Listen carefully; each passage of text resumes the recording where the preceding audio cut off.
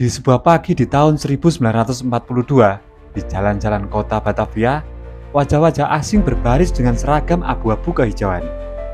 Mereka datang membawa pesawat tempur, kapal perang, dan derap kaki tentara yang membuat tanah bergetar.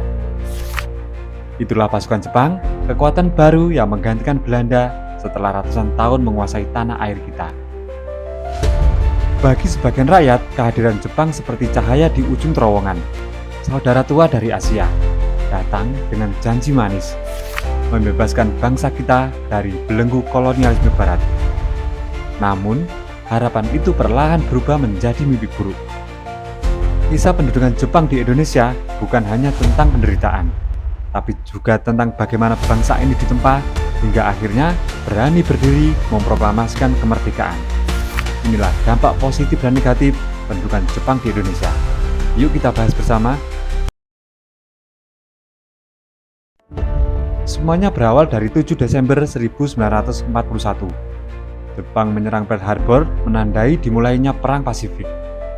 Hanya dalam hitungan bulan, satu persatu wilayah Asia Tenggara jatuh ke tangan mereka. Belanda yang selama 3 abad lebih berkuasa di Hindia Timur tak mampu bertahan.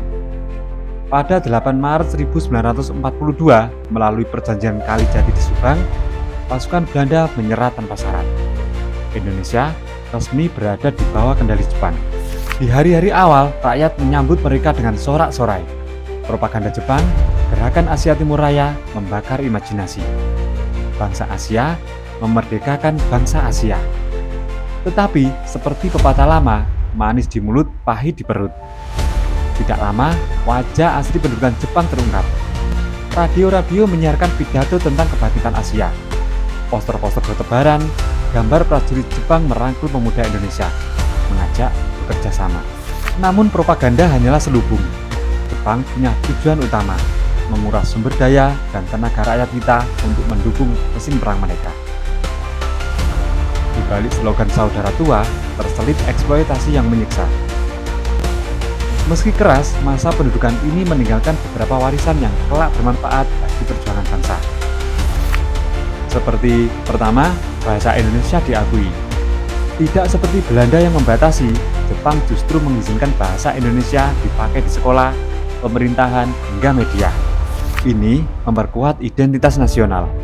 Rakyat merasa kita punya bahasa sendiri, kita punya jati diri. Kedua, pendidikan dengan sistem baru.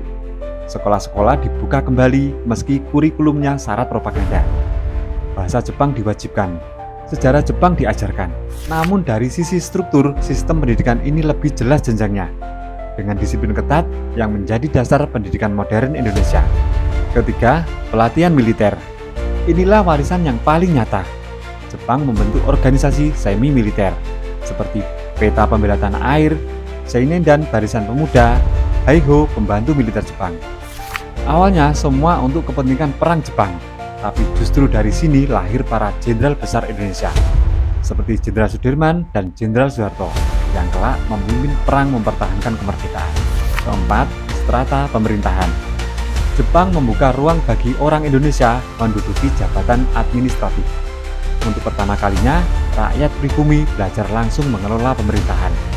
Sebuah laboratorium politik yang mempersiapkan kita menjadi bangsa yang merdeka. Kelima, BPUPKI dan PPKI. Inilah puncaknya. Tahun 1945, Jepang membentuk 2 badan penting, BPUPKI dan PPKI. Di forum inilah, Bung Karno dan Bung Hatta dan tokoh-tokoh bangsa mulai merumuskan dasar negara, Pancasila dan Undang-Undang Dasar 1945. Tanpa wadah ini, mungkin perjalanan menuju proklamasi tidak akan secepat itu. Di balik warisan positif, masa pendudukan Jepang ini penuh luka mendalam. Seperti kemiskinan dan kelaparan. Beras dari hasil bumi hingga minyak dialihkan untuk perang. Rakyat dipaksa menanam jarak dan kapas, sementara perut mereka sendiri kosong. Kelaparan massal melanda, terutama di Jawa. Banyak keluarga yang hanya bertahan hidup dengan ubi dan singkong. Romusa, kerja paksa. Inilah luka terbesar. Jutaan rakyat dipaksa jadi romusa, tenaga kerja paksa tanpa bayaran. Mereka membangun jalur kereta api, jalan raya, dan lapangan udara. Ribuan meninggal karena kelaparan, penyakit, atau siksaan. banyak yang tak pernah pulang, hilang tanpa nama. Dugun Ian Fu, perbudakan seksual. Tragedi yang tak terhapus dari sejarah. Ribuan perempuan Indonesia dipaksa menjadi budak seks tentara Jepang. Mereka hidup dalam penderitaan, kehilangan masa depan, dan menyimpan trauma seumur hidup. Pemerintahan otoriter. Semua kehidupan diatur dengan ketat. Surat kabar hanya boleh memuji Jepang, kritik berarti mati. Rakyat hidup dalam ketakutan. Di desa-desa, tentara Jepang mengawasi hingga dapur rakyat. Janji kemerdekaan berubah menjadi penindasan. Pendudukan Jepang hanya berlangsung 3,5 tahun. Singkat, tapi penuh arti. Dari sisi militer, lahirlah generasi pejuang terlatih. Dari sisi politik, terbentuk struktur pemerintahan modern. Dari sisi sosial, meski trauma mendalam tertinggal, semangat persatuan semakin menguat.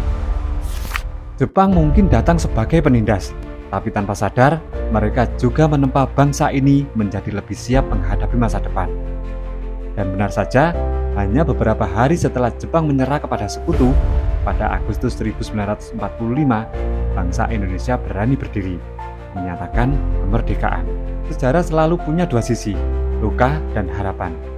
Pendudukan Jepang adalah bab kelam, tapi juga bab yang menyalakan obor kemerdekaan. Dari penderitaan Romusa, dari air mata Jigun Ian Fu, dari lapar dan ketakutan, lahir tekad besar untuk merdeka. Itulah sebabnya ketika Bung Karno dan Bung Hatta membacakan proklamasi, rakyat tahu, ini bukan sekedar kata-kata.